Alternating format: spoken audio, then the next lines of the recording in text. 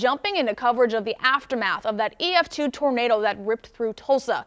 We have everything you need to know, starting with team coverage of the destruction and what kind of changes you could see to your morning commute. First, we're going to 2 Works You Reporter Gitzel Puente, who's live for us at 42nd and Sheridan with a look at some more damage. Gitzel?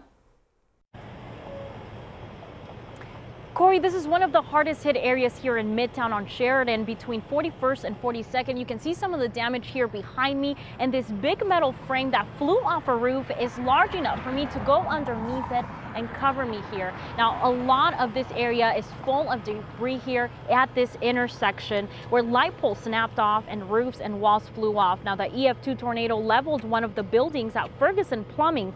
The company recently spent millions of dollars on a new showroom. After the tornado hit, the company hired security to sit on the building and try to prevent anyone from stealing their expensive home appliances.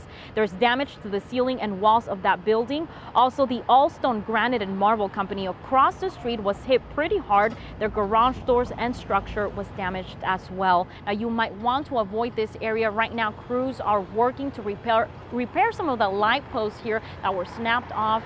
So this will be happening in Tulsa today. Crews and police out there, so you might want to avoid again this area. We're going to take it back to the studio to meteorologist Kirsten Horn to take a look at that traffic. How is that looking today? Well, good morning, Gitzel. The good news is that we don't